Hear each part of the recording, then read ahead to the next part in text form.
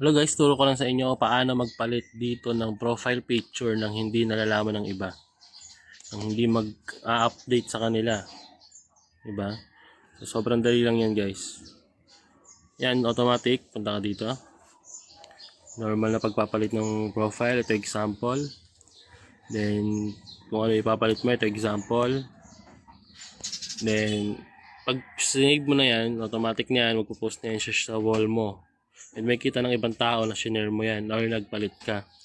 Ang gagawin mo, click mo lang to. Share your update to newsfeed. Tanggalin mo yung check nyan. Then, save. Pagpalit ka na ng profile picture pero hindi nila nalalaman. Hindi rin yan mag-a-appear sa wall mo.